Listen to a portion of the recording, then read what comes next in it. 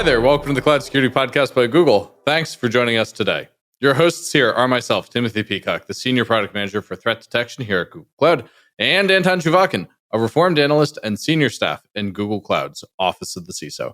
You can find and subscribe to this podcast wherever you get your podcasts, as well as at our website, cloud.google.com/podcasts. This episode, listeners, extra special today, also available on our YouTube channel. You can watch us with video, and it's actually a pretty clean take, so you won't be missing out too badly if you only listen to the audio.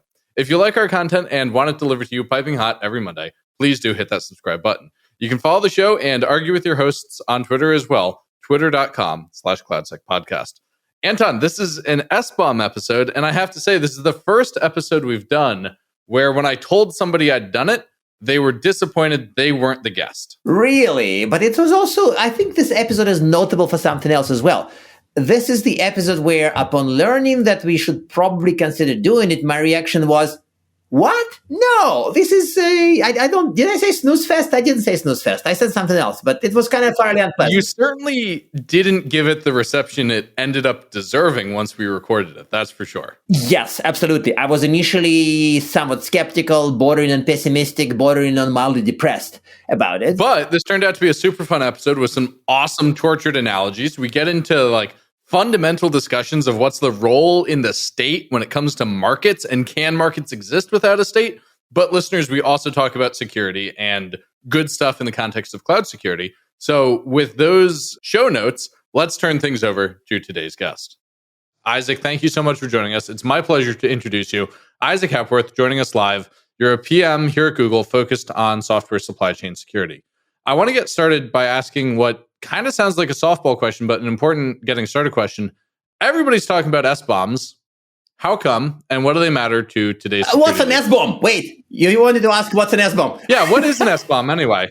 There's a great kind of zeroth order approximation you can use for SBOMs, which is think of them as, I conceptualize them as the ingredients label on packaged foods. And hey, if I have a nut allergy or if I have adverse reactions to certain ingredients in foods, I'm going to want to know which foods contain those ingredients. And so SBOMs, as a capability for software, it's a listing of what are the components in this software. And you can think of it in the same way as an ingredients label, that, hey, if I have an adverse reaction to this particular version of Log4j or, this particular component of software, I can at least know about it when I'm consuming software with an SBOM.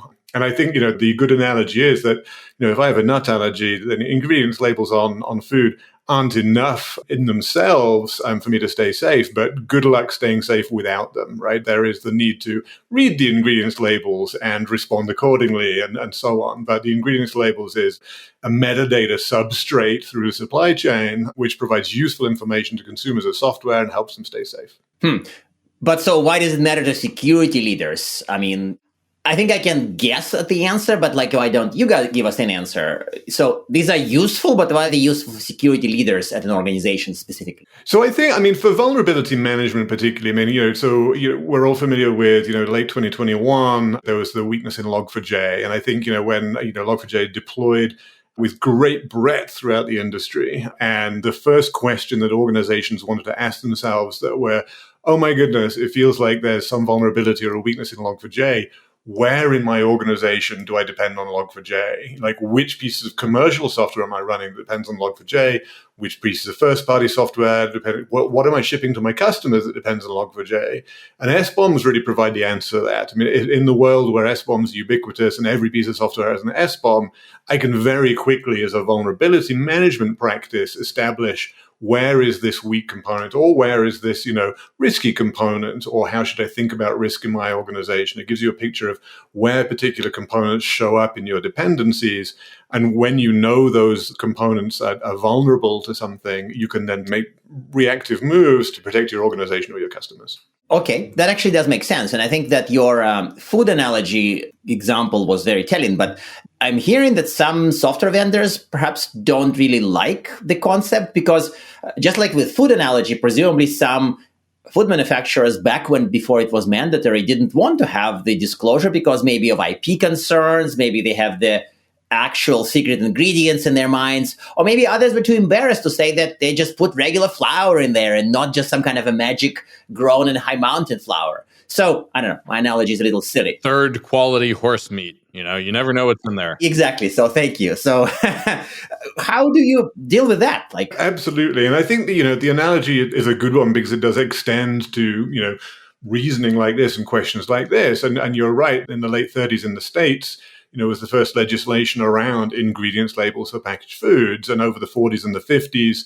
food manufacturers began to put ingredients labels on the foods. And there was some initial resistance. There were, food manufacturers saying, well, this is my secret sauce. I can't reveal this stuff. And there were others saying, well, gosh, I would feel a little embarrassed to tell people what went into my peanut butter because there's so much coal tar and quinine or whatever in there. And I think, part of what makes SBOMs particularly current in the United States at the moment is some rulemaking that the OMB, the White House Office of Management and Budget, has done around federal, U.S. federal government use of software. And there's an SBOM requirement as part of the executive order. And part of the policy goal of that requirement is exactly to push these kinds of considerations upstream. And there are organizations who are now, already thinking, well, if we're going to have to disclose what goes into our software, we'd better get, selective and careful and deliberate about selecting our dependencies. And that's a result that's by design of the policy. That's a good thing. So I want to torture this analogy a little bit. And what's important about your food is not just what goes into it, but how it's processed and prepared. Is there like an SBOM equivalent for you didn't build it on a server under somebody's desk that's been, backdoored with 18 different government agencies' code? I love that question. And yes, absolutely. And so, if you think of SBOM as, hey, it's a list of ingredients, at a very high level, what went into the making of this thing, there's a separate framework called SALSA, Security Level for Software Artifacts. Oh. And, you can find this at slsa.dev. And the SALSA specification defines a metadata format called provenance. And provenance speaks exactly to what you're talking to. And so if SBOM is the list of ingredients, provenance is the recipe and the food handling safety standards and what machine was used to make this peanut butter and so on. And so you get a much better sense of, potential for internal tampering and contaminants and, what machinery was used to make the food and do I trust that machinery? And so SALSA provenance speaks to precisely that set of concerns for software and, what recipe was followed, what machinery was used to build the software, what precise ratio were the ingredients specified in, and so on. And so I think, the analogy stands up even to that torturing. You'll have to work harder to. That's awesome.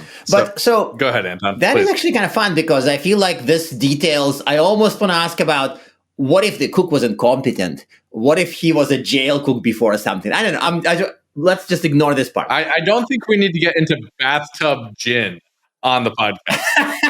No, I love that part, and I can speak to it. Just very quickly on that. I think part of the theme we're seeing in software supply chain is one of the most elementary things about supply chains in general, and the manufacturing industry has learned this is, traceability of ingredients up and down the supply chain. And if I'm driving a car, those wheels came from this manufacturer who used steel from this foundry, who got their raw materials from this mine, and so on. And being able to trace that lineage and that provenance is super important. And so the same work is going into the software supply chain to try and instrument it with traceability metadata left to right. And what you're speaking to there is the idea of developer or maintain a reputation, let's say, for open source. And so using a given open source artifact, I may want to know the ingredients label. I may want to know the SALSA provenance, the machinery which built this artifact. I also may want to know some information about the cooks. I may also want to know about how did this project respond the last time a vulnerability was found and what's their mean time to resolution and so on. And so that set of metadata, we're in process, I would say, of instrumenting the software supply chain left to right with exactly this type of metadata. That is actually really cool. That is really cool. It's really cool. We're all delighted about this, but I want to pick at something you said there, and I know Anton is going to be mad that I'm hopping all over our questions doc with this. But what you just said about open source, I think I want to pick at that and say, we're talking about all these requirements around labeling and documentation and traceability. It's a lot of work to get that right. Working at Stripe, I saw some of the challenges around compliance and the expense that goes into that. I can see how big organizations like us can afford to put all this process in place and afford to make all this information available. What's going to happen to open source projects? Are they going to have all this overhead and make it even less fun to be an open source maintainer? It's a really good question. So, I would have two parts to my answer. First of all, I would note that, Salsa itself and the idea of Salsa provenance, Salsa is an open source initiative itself. It sits within the OpenSSF as part of the Linux Foundation. And so Salsa itself is an open source initiative. And we're beginning to see even some package ecosystems in open source implement Salsa end to end, and so start to build Salsa provenance into the supply chain story around open source. I think that there's, zooming out, there's the larger picture here around how we think about accountability in open source, and particularly enterprises consuming and relying on open source are increasingly looking for accountable entities. Who can I hold responsible, or who can assure me, is there an entity that I can trust who will stand behind this open source offering? And so, Red Hat has been in this business for a long time, and Google itself, we have a product called Assured Open Source, which is, you can think of it in these terms, that this is open source that is curated by Google, selected by Google, built on reliable and certified and standardized Google build infrastructure, with the Google imprimatur stamped on this open source offering. And so the product itself is the open source offering, but Google puts its hand up as an accountable party as part of the go-to-market of that. And so I think that there's what you point to, I think, is potentially an accountability gap in terms of where the open source ecosystem leaves off today, and where enterprises are willing to begin, or increasingly what enterprises are looking for in terms of accountability and assurances. And so does this mean that Uncle Sam is going to end up using a bunch more enterprise software instead of saving our tax dollars and using open source software? It's a really good question. I don't have a great answer to that right now. I think, one of the gratifying and encouraging things that I've seen by being close to federal government legislation and policymaking and rulemaking up close is that there is a deep recognition for the value of open source in the overall ecosystem. There's a real appreciation for the fact that, just in terms of reality, between 85% and 95% of commercial software has some open source componentry in it. Only that much? A world without open source is very, very difficult to imagine. And there's a very stark recognition of this fact in the government that, you can't get very, very far in building, modern software without relying on open source in some form. And so I'm pleased and encouraged to see that recognition in the federal government. But let me try to ramp up the temperature even more a little bit, because some of the SBOM conversations that I've seen, some of the software supply chain security conversations, seem to be circling around the question of software liability. It's kind of like a first step towards that, or has some kind of connection, inherent or otherwise, to that. So can you explain that somehow? Is there a relationship between SBOM and software liability, where if you write the software and if it causes problems, then you can suffer? Deservedly or not, separate story. Liability is a large topic on its own. I'd speak in general terms about it, that, looking at, particularly the US federal government and the executive order, and they, the executive order itself speaks to using, quote, the purchasing power of the federal government to induce, more secure activities in the supply chain. I definitely see the beginnings of, this observation that the security of software, or rather the cost of insecure software, has in large part been borne by consumers of the software to date.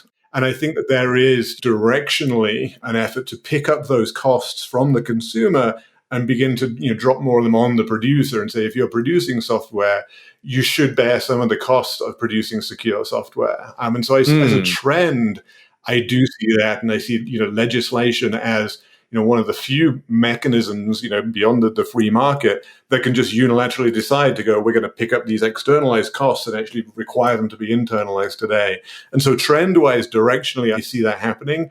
I think liability is a super tricky subject, and I think it's too early to see, frankly, how that's going to play out right now. But I think shifting costs from consumer to producer is definitely part of the trend I see. I think that's a really nuanced and thoughtful take on the role of government when it comes to economies like this, and exactly the kind of place where my political science brain says, yes, this is a good use of government to make a market work better, where the market itself was unable to make it work correctly. So that's great.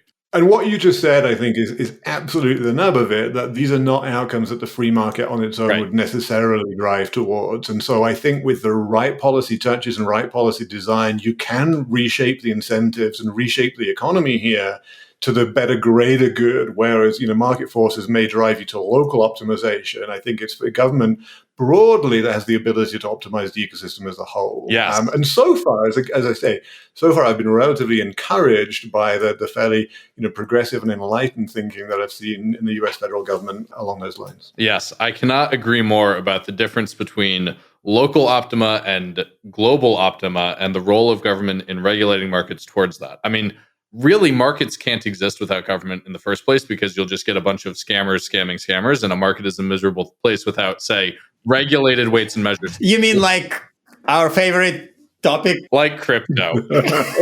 Like crypto.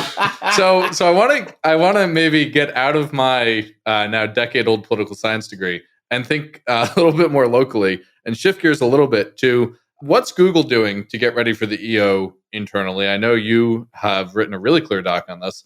And how are we using internally SBOMs and related tools? Yeah, absolutely. And so I think about the executive order, there are two major pieces for organizations to ponder. The first one is, that the federal government is going to require, software in use by the federal government and federal government agencies. The software should be built in conformance with a NIST standard called the SSDF, the Secure Software Development Framework, which is a large set of, how you should approach through various phases of software development, how you should make that process secure. The second part of the executive order I think is significant is this, this SBOM requirement. And at Google, it's we're a relatively mature software building organization, and so looking at the SSDF, it's a very rational set of practices which are recommended, and it maps very, very well into Google's internal standards. And so Google's own internal baseline for software security compliance and so on is already, very close to a parity, or in some cases beyond where the SSDF is. Oh, that's great. And I think with SBOMs specifically, again, there's large parts of Google, particularly in Google's mono repo, where we've been quote unquote living the SBOM lifestyle for quite a while, in terms of we've been making sure that artifacts are tracked. We have an audit trail left to right. We have strong systems for binary provenance. So a given artifact that's running in production as a binary, we can trace that with cryptographic verifiability back to the exact set of source commits which made that binary. And these are systems which Google has already had internally for a while. I have a really funny story about how traceable everything is at Google. Oh, yeah. Early on in my time working on one of my log teams, we were sitting around, we had just launched something. We're all high-fiving about how great it is that we finally got this thing live. And my tech lead gets a ping from a traffic SRE, which is not somebody you want to get a ping from. Right. The traffic SRE says, "Hey, do you own this job?" And Chris says, "Yeah, that's my job. What do we do?" And the SRE says something basically, without giving too much away, to the effect of, "Do you mean to be saturating an entire fiber optic cable between Asia and the United States?" And my tech lead said, "Oh no, I didn't mean to be." And the SRE, and this blows me away 5 years later, "No big deal, just deploy better next week." It was incredible. That's amazing. Yeah, I love that story. And that speaks to a lot of Google engineering culture, is encapsulated in that one story, actually. Yes. But the trace that, this random Borg binary out of all the Borg binaries could be instantly traced back to from whence it came, right, really speaks to Google. Absolutely. And so I think for SBOMs, and again, I've been driving a lot of the work internally for to make sure we have all of the tooling and processes necessary to produce software bills and materials for Google first party software, because we have a lot of this traceability infrastructure and observability of our software development lifecycle internally. In many cases, it's really just the matter of emitting the SBOM document in the right format at the end of the day. There's two standards for that, right? Two document standards, and they don't agree yet? So there's a couple of prevailing standards. There's Cyclone DX and there's SPDX, and they have different provenances and lineage and different history. And I think people should take a look at them. There's varying support in the tooling ecosystem. There's varying support in the consumption ecosystem. And I think on that latter part, I think a big gap in the ecosystem generally is around, okay, if we have all of these companies and all these projects and all these software producers building SBOMs and producing SBOM documents, how do we reason about them at scale? And so when the federal government wakes up in the middle of June to find an inbox with 250,000 SBOMs in, what do they do, right? And I think that there is a tooling gap to be closed there about how do we reason about, all of this metadata at scale. Let's say we do have provenance and ingredients and information about the chef and how late he was for work last week and, everything about this jar of peanut butter. Now I want to reason about an entire grocery store of packaged food. How do I do that? And I think that's a really interesting problem that there isn't a great general solution for today. That's a really interesting problem of reason about the whole grocery store. Oh gosh, I hadn't even thought about that. Right, because ultimately we are not doing it just for fun. We are doing it to eventually improve, right? Well, I don't think these are very fun artifacts to make, but so I wanted to take the conversation not in the direction of hey, we're going to be transparent, we're going to be having this machine reasonable thing, and it's going to be epic, but stuff should be better security-wise, right? It shouldn't just be transparent. So how is this all improving our food, to ride on the same analogy, rather than just making us aware of what we eat? So whether it's executive order or our own efforts, or where are we heading in the next 5 years in terms of improving supply chain security rather than just knowing what's in it?